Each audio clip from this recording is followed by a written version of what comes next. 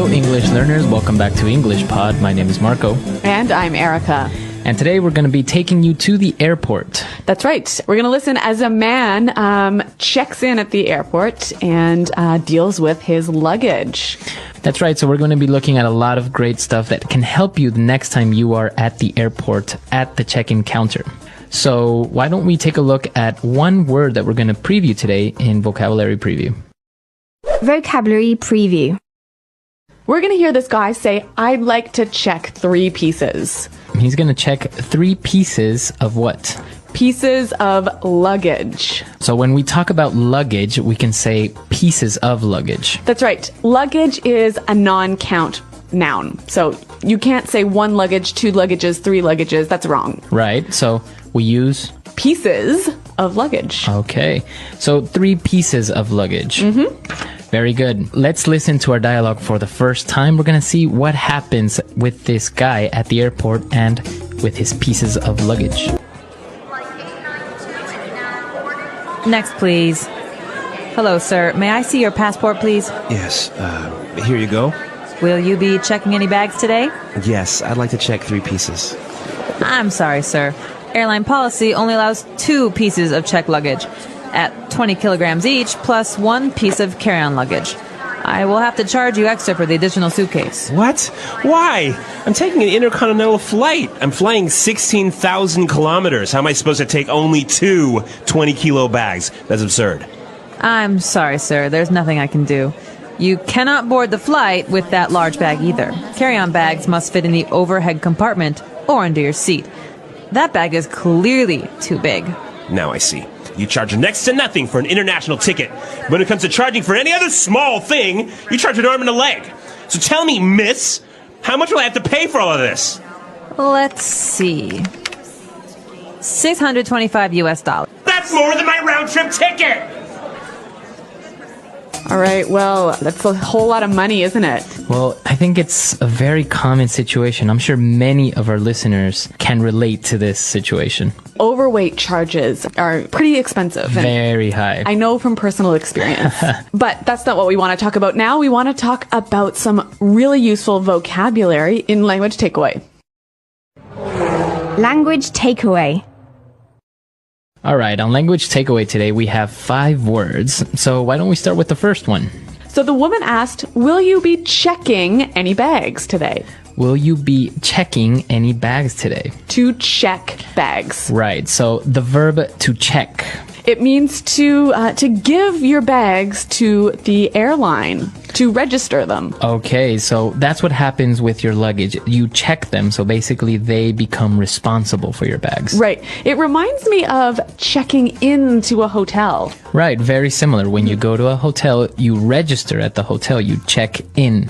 In this case, you just check your luggage. You don't check in your luggage. Right. Okay, so check luggage.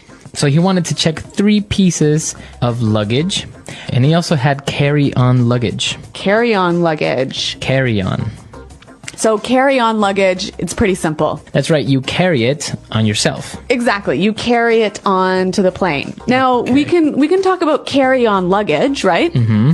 Or carry-on bag. Right, or a carry-on suitcase. Mm-hmm. A very small suitcase that can fit under your seat. Exactly. All right, so carry-on luggage. Now, he was traveling on an intercontinental flight. Intercontinental. Intercontinental. We have 2 words there. Inter. Between. Between, right? And continental. So this sounds like continent. Okay, so he's traveling maybe from Asia to North America. Okay, intercontinental. He's trying to board this intercontinental flight. So to board a flight. Board a plane. Board a train. All right, so basically it means to get on. To get on. To get on a vehicle. Okay, so I can say board the ship. Board the car. No. No? No. But board the train. Board the train. Board the bus. All aboard. That's right. That's why in movies you see that somebody will yell all aboard. Yeah. In the train station, right? Exactly. All aboard. Okay, so board a vehicle. And our last phrase for today. Overhead compartment. Overhead compartment. Overhead compartment. All right, let's break this phrase down. Overhead. So that's on top of your head, right? Exactly. Yeah. Above you. Yeah. And the compartment is a place where you can put something and store it. Kind of like a box. Right. Yeah. So you have an overhead compartment, that big box where you put your bags and your purse or whatever on an airplane. Very similar to, for example, an overhead projector. Right. So that's the machine that puts an image or a picture on a wall. Like sometimes you see them in meetings. Right. So because the image is over your head and it's Yep. big, it's called an overhead projector. Okay. So some great language. Why don't we hear it again in context by listening to the dialogue for the second time? Next, please. Hello, sir. May I see your passport, please? Yes, here you go. Will you be checking any bags today? Yes, I'd like to check 3 pieces. I'm sorry, sir. Airline policy allows only 2 pieces of checked luggage at 20 kilograms each, plus 1 piece of carry-on luggage. I will have to charge you extra for the additional suitcase. What? Why? I'm taking an intercontinental flight. I'm flying 16,000 kilometers. How am I supposed to take only 2 20-kilo bags? That's absurd. I'm sorry, sir. There's nothing I can do. You cannot board the flight with that large bag either. Carry-on bags must fit in the overhead compartment or under your seat. That bag is clearly too big. Now I see. You charge next to nothing for an international ticket. But when it comes to charging for any other small thing, you charge an arm and a leg. So tell me, miss, how much will I have to pay for all this? Let's see. $625 US. No, that's more than my round-trip ticket. All right, so I think it's a little bit more clear now. And with this, it's time for us to take a look at some great phrases in putting it together. Putting it together. So this guy was pretty angry about this airline policy, and he said, "How am I supposed to? How am I supposed to? How am I supposed to?" Okay, so before we get into explaining this, why don't we listen to a couple of examples so we can try and understand what it means. Example 1. How am I supposed to fit the dog in the car? There are 10 people in there already. Example 2. How is she supposed to get to work if her car's in the shop? Example 3. How are we supposed to know the answer to that? It's impossible. Okay, so I can understand that it means, how can I do this? Right. How do you expect me to do this? How is it possible for me to do this? Very good. It's a phrase you use when you're frustrated, right? Yeah, exactly. You're maybe a little bit frustrated, or you're maybe nervous of something that you can't do or don't know how. Yeah, this phrase, it's not impolite, but it sort of gives the idea that you're challenging the other person a little bit. Maybe, yeah. Okay. So a good phrase that you can use in different situations, and you can try and mix it up with different verbs, right? Right. All right. Now let's take a look at our next phrase. I'm sorry, sir. There's nothing I can do. There's nothing I can do. There's nothing I can do. There's nothing I can do. So basically, the woman can't help the man, even though he's insisting and he's pushing that he wants another solution. Yep. Right? So finally, she says, I'm sorry, there's nothing I can do. So we use this phrase when someone's pushing you too much, right? Right, and you would use it only in that situation towards the end, because it is a little bit... It's strong. It's not impolite, but it's just you're saying, you know what, I'm sorry, I can't do anything about it. Now let's move on to our third phrase. You charge next to nothing. Next to nothing. Next to nothing. Next to nothing. All right, so we're talking about charging, we're talking about money. Why don't we listen to some examples of what this next to nothing phrase means? Example 1. Do you like my new house? It was so cheap that it almost cost next to nothing. Example 2. Let's go to Thailand. Tickets cost next to nothing right now. Example 3. The real estate agent charged me next to nothing for his commission, so I got a really good deal. So when something costs next to nothing, it's really cheap, right? It's really cheap, or you consider it to be cheap. And now, for our last phrase, it's the complete opposite of next to nothing. Right. Charge an arm and a leg. An arm and a leg. An arm and a leg. All right, so this means it's really expensive. It's so expensive, it's like giving your arm and your leg. Right, to pay for it. Yeah.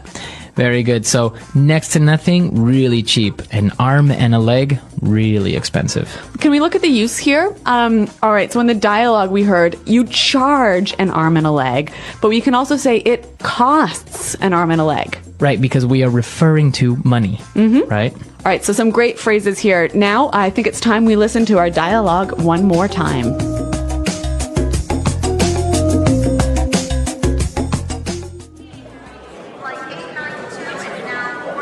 Next, please. Hello, sir. May I see your passport, please? Yes, here you go. Will you be checking any bags today? Yes, I'd like to check 3 pieces. I'm sorry, sir. Airline policy only allows 2 pieces of checked luggage at 20 kilograms each, plus 1 piece of carry-on luggage. I will have to charge you extra for the additional suitcase. What? Why? I'm taking an intercontinental flight. I'm flying 16,000 kilometers. How am I supposed to take only 2 20-kilo bags? That's absurd. I'm sorry, sir. There's nothing I can do. You cannot board the flight with that large bag either. Carry-on bags must fit in the overhead compartment or under your seat. That bag is clearly too big. Now I see. You charge next to nothing for an international ticket. When it comes to charging for any other small thing, you charge an arm and a leg. So tell me, miss, how much will I have to pay for all of this? Let's see. $625 US. That's more than my round-trip ticket! Okay, so airline policies, luggage, it's always a problem, right? Most of the time you always end up paying overweight when you travel. Yeah, I know that this happened to me once, and it was really expensive. Really, what happened? I was flying on an intercontinental flight from India back to Europe, and I had too many extra bags, but I really needed to bring them, and so it cost me $6,000. $6,000. Yeah. Wow. So my credit card was pretty maxed out after that. That's incredible. Yeah. Well, I'm sure many of our users probably suffered similar experiences like this, so please come to our website and share it with us at englishpod.com. That's right. Marco and I are always around to answer your questions, so please check us out, and thanks for downloading, you guys. Until next time, goodbye.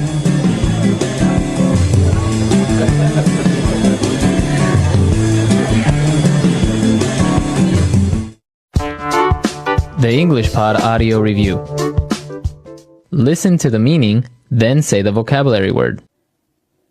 A document showing the identity of someone when outside his country. Passport.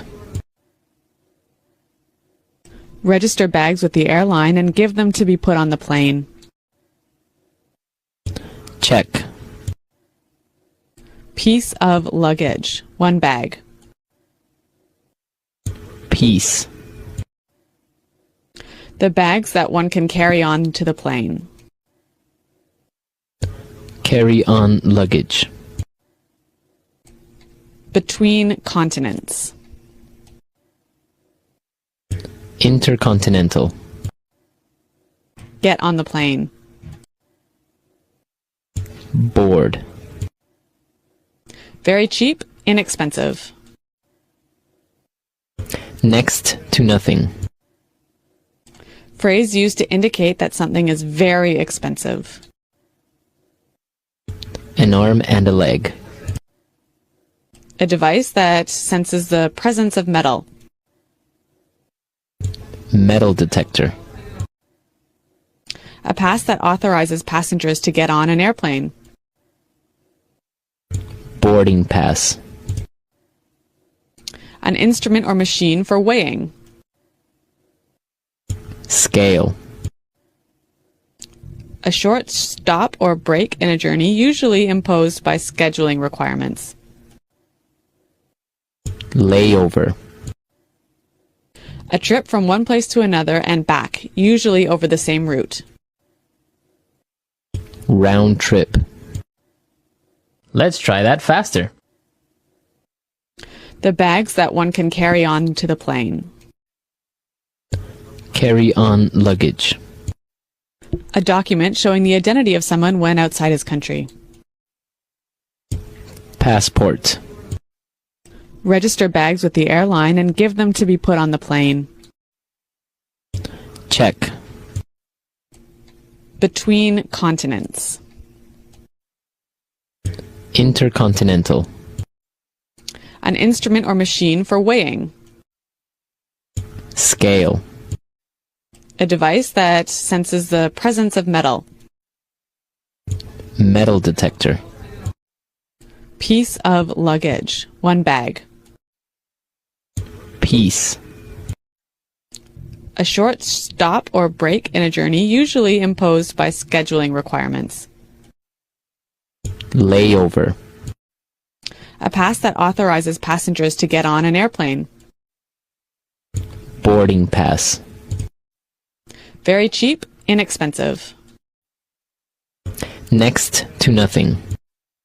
A trip from one place to another and back, usually over the same route. Round trip. Phrase used to indicate that something is very expensive. An arm and a leg. Get on the plane. Board. Now say the word and hear it in a sentence.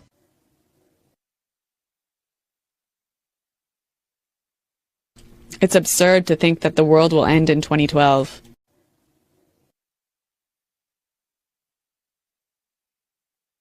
He made one of the most absurd comments I've ever heard.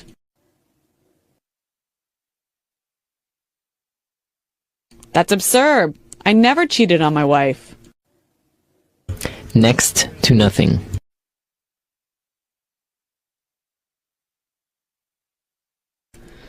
Do you like my new house? It was so cheap. It cost next to nothing. Next to nothing. Let's go to Thailand. Tickets cost next to nothing right now. Next to nothing.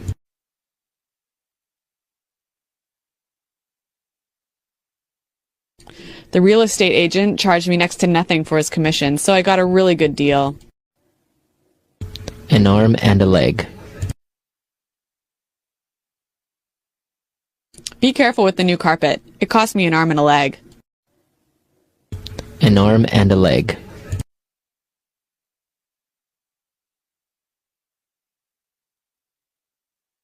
Can you believe how expensive homes are in New York? It'll cost you an arm and a leg to buy a small house. An arm and a leg.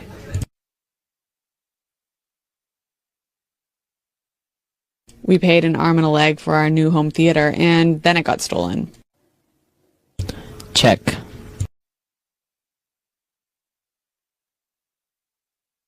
Frank was at the airport 3 hours before his flight because he had to check a lot of luggage. Check.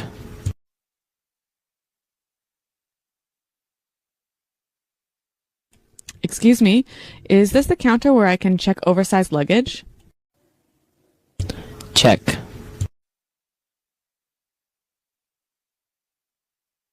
Most airlines only allow one piece of luggage to be checked.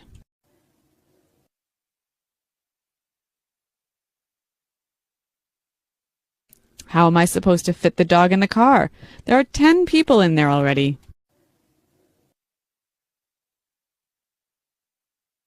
How am I supposed to get to work if her car is in the shop?